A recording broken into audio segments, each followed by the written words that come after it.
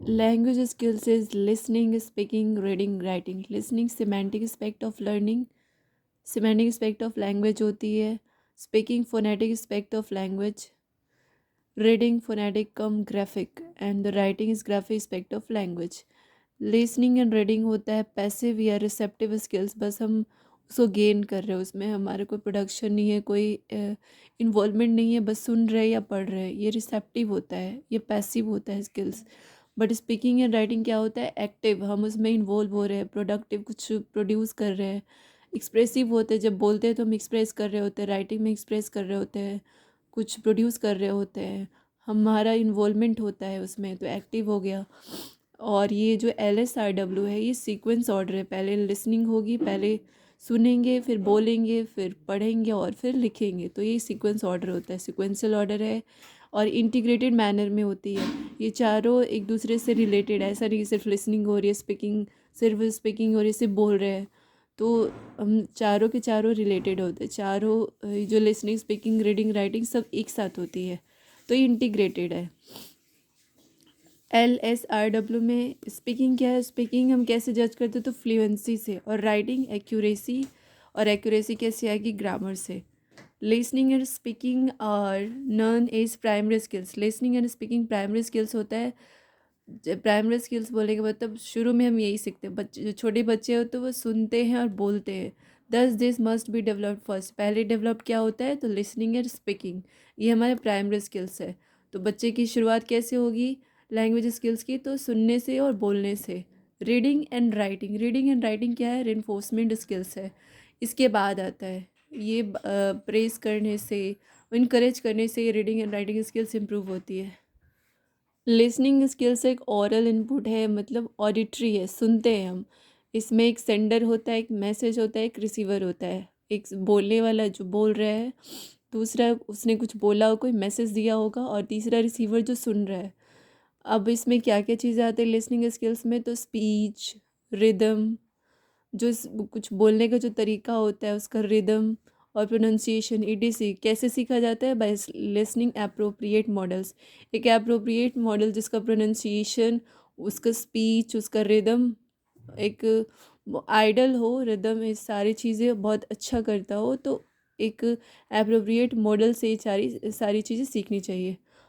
अब इसमें क्या आता है? Coding and decoding. Coding and decoding मतलब एक, इसमें सेंडर ने कुछ मैसेज भेजा, उसको डिकोड किसने किया? रिसीवर ने। बॉटम टू अप मतलब कि जैसे हम अल्फ़ाबेट से वर्ड्स बनाते हैं, वर्ड्स से सेंटेंस, सेंटेंस से पैराग्राफ, तो इस तरह से हमारी ये स्किल्स डेवलप होती है।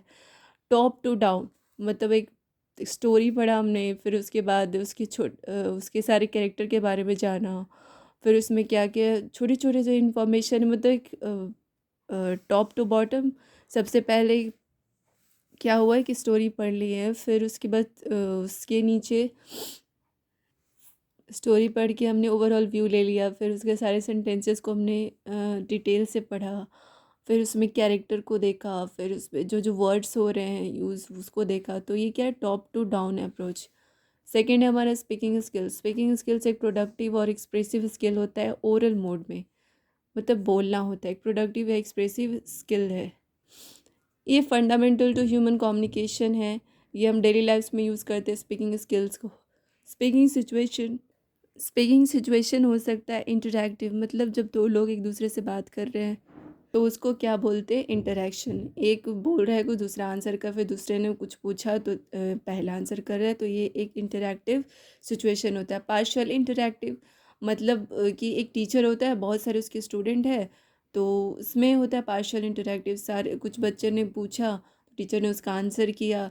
या ऑनलाइन क्लासेस में भी हम इंटरेक्शन होता है, स्ट्रॉन्ग नहीं होता है, किसी किसी को ही हम किसी किसी से इंटरेक्ट कर पाते हैं टीचर्स, तो वो क्या? Partial interactive. नॉन इंटरैक्टिव जैसे हो गया, नॉन इंटरैक्टिव लाइक हमने कोई मूवी देखी या फिर न्यूज़पेपर पढ़ रहे या न्यूज़ देख रहे हैं, तो ये नॉन इंटरैक्टिव है।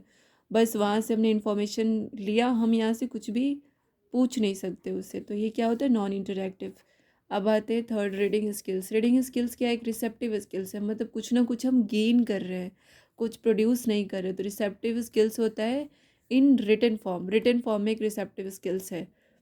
और सुनना भी क्या है, रिसेप्टिव स्किल्स ही है। Listening is also receptive skill, but वो क्या होता है, रिटन फॉर्म में नहीं, ओरल फॉर्म में होता है। तो there are 4 types of reading. Loud reading initial होता है, छोटे बच्चे लाउड रीडिंग करके सीखते हैं ताकि उनका वर्ड्स, उनका प्रोनाउंसिएशन सही हो, वर्ड्स को अच्छे से पढ़ पाए। सेकंड होता है साइलेंट रीडिंग। साइलेंट रीडिंग कब होता है, जब थोड़े बड़े हो जाते हैं। और साइलेंट रीडिंग क्यों होता है, सबसे पहले तो कंसंट्रेट होने के लिए, मीनिंगफुल यहाँ पर रीडिंग होती है।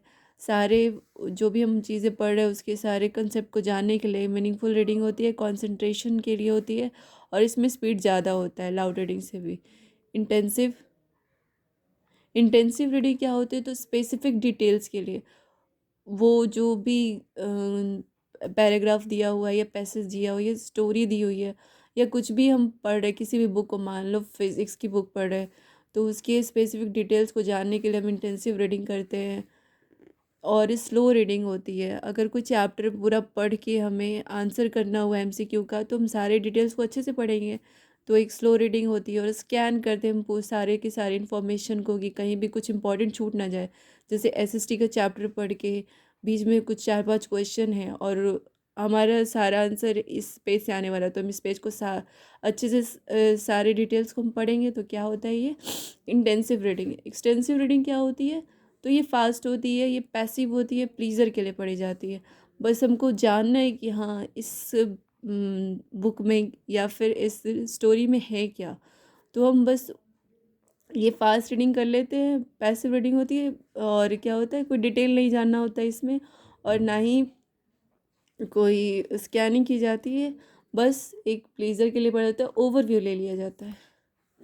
इंटेंसिव रीडिंग का मतलब होता है, it means reading the text in parts, अपने टेक्स्ट को पार्ट्स में पढ़ना, that is intensive reading. Details के लिए I, it is detailed study of the text, detailed study text का करना, दैट इज़ इंटेंसिव रीडिंग। जैसे कि हमारे एग्ज़ाम्स में पैसेज वगैरह आते हैं, कॉम्प्रिहेंशन आता है, इंस्टेंट कॉम्प्रिहेंशन आता है, तो हम उसकी डिटेल रीडिंग करते हैं। अगर कुछ ऐसा इंफॉर्मेशन उसने पूछ लिया, तो उसके लिए डिटेल रीडिंग करनी ज़रूरी है। या मान लो कि टाइटल पूछा, तो हम उसमें डिटेल रीडिंग नहीं करेंगे, बस ओवरव्यू ले लेंगे, एक्सटेंसिव रीडिंग कर लेंगे कि हाँ ये जो स्टोरी है, ये पैसेज जो है किस बारे में एक्चुअली कह रहा है। तो ये होता है intensive reading. It increases the active vocabulary, ये एक्टिव वोकेबलरी को इंक्रीज़ करता है। हम ज़्यादा से ज़्यादा इंटेंस होकर के पढ़ेंगे, तो उस जो वोकेबलरी यूज़ हो रही है वो भी हमारे माइंड में कहीं ना कहीं रहेंगे। थर्ड है, it helps to understand each and every detail precisely, ये सारे डिटेल को प्रिसाइसली समझने में हेल्प करती है। स्कैनिंग होती है एक तरीके से यहाँ पे। अब आता है एक्सटेंसिव रीडिंग। एक्सटेंसिव रीडिंग का मतलब होता है, it means non detail study of the text, कोई डिटेलिंग नहीं होती यहाँ पे, कोई डिटेल स्टडी नहीं होता है, बस ऐसे ही बस पढ़ लिया। सेकंड, जैसे न्यूज़पेपर का कोई हम ऐसे ही इंसिडेंट पढ़ रहे हैं, तो उसको हम कोई डिटेल स्टडी नहीं करते, बस एक पढ़ने के लिए पढ़ लेते कि आखिर इसमें हुआ क्या है। सेकंड है, it focus on main point, main point पे फोकस होता है हमारा। स्किमिंग होती है एक तरीके से कि हमको बस जैसे मूवी देखना, तो एक मूवी का वो एक्सप्लेनेशन देख लेना और एक पूरी मूवी देखना, तो जो एक्सप्लेनेशन पार्ट होता है ना, वो क्या होता है, एक्सटेंसिव रीडिंग बोल सकते हैं उसको, कि हमने मेन पॉइंट जान लिया, बस यही जानना था। और पूरी मूवी का सारा सीन देखना, उसके सारे डायलॉग सुनना, ये क्या होता है, एक तरीके का इंटेंसिव हो जाता है। थर्ड है, इट इंक्रीजेज पैसिव वोकेबलरी, ये पैसिव वोकेबलरी को बढ़ाता है। डेवलप्स इंटरेस्ट एंड प्लीजर, ये इंटरेस्ट और प्लीजर के लिए पढ़ी जाती है। हम मूवी देख रहे, स्टोरी पढ़ रहे हैं, स्टोरी हम अपने प्लीजर के लिए पढ़ रहे हैं, उसमें कोई डिटेल हमको नहीं चाहिए होता है, तो क्या है ये एक्सटेंसिव रीडिंग। अब आते हैं सब स्किल्स ऑफ रीडिंग क्या होता है, तो प्री व्यूइंग। प्री व्यूइंग का मतलब होता है कि हमारे पास जो भी चीज़ पढ़ रहे हैं, हम किसी भी बुक्स को पढ़ रहे हैं या किसी चैप्टर को पढ़ रहे हैं, तो प्री व्यूइंग मतलब एक तरह से व्यू ले लेना कि इसमें हो, इस स्टोरी में है क्या, ये किसी इंसान के बारे में या कोई फेरी टेल है या फिर कोई रियल स्टोरी है या कोई मोरल स्टोरी है, तो ये एक प्री व्यूइंग हो गया, मतलब एक प्रीव्यू ले लेना पहले से। सेकंड है प्रेडिक्टिंग। प्रेडिक्टिंग का मतलब साफ है कि हम पढ़ रहे हैं और उसके बारे में हमें आगे पता हो कि आगे क्या होने वाला है, ऐसा हम प्रेडिक्ट करते हैं। मूवीज़ में भी करते हैं कि हाँ इसके बाद ये हो सकता है, तो स्टोरी में भी प्रेडिक्ट कर सकते हैं, इसके बाद शायद ये हो जाए। तो थर्ड हमारा स्किमिंग। स्किमिंग क्या है? स्किमिंग का मतलब होता है वही सारे पैसेज में जो मेन पॉइंट है ना उसको निकाल देना, जो मेनली इस पैसेज में क्या क्या इम्पोर्टेंट है उस चीज़ को बिना डिटेल स्टडी के निकाल देना, that is a skimming. Fourth है हमारा स्कैनिंग। स्कैनिंग स्कैनिंग क्या होता है? तो एक एक डिटेल्स को अच्छे से पढ़ना। फिफ्थ, तो ये 4 सब स्किल्स से रीडिंग है। प्रीव्यूइंग मतलब उस स्टोरी के बारे में जान लेना किस चीज़ के बारे में स्टोरी दी गई है। सेकंड है प्रेडिक्टिंग। प्रेडिक्टिंग मतलब आगे क्या होने वाला प्रेडिक्ट कर लेना पढ़ते पढ़ते। थर्ड होता है स्किमिंग, मतलब एक मेन आइडिया निकाल लेना स्टोरी से या फिर पैसेज से, दैट इज़ स्किमिंग। और स्कैनिंग होता है पूरा डिटेल्ड स्टडी। फोर्थ हमारा राइटिंग स्किल्स। राइटिंग स्किल्स क्या होता है? तो एक राइटिंग स्किल एक स्किल है जो कि लर्नर को ब्रेनस्टॉर्म करने में हेल्प करता है, उसके आइडियाज़ को, और उसको ऑर्गेनाइज करता है एंड ड्राफ्ट करता है, एडिट करता है, रिवाइज हीज और हर वर्क। मतलब ड्राफ्टिंग में, एडिटिंग में, पैराफ्रेजिंग में, समराइजिंग में क्या राइटिंग स्किल्स की यूज़ होती है।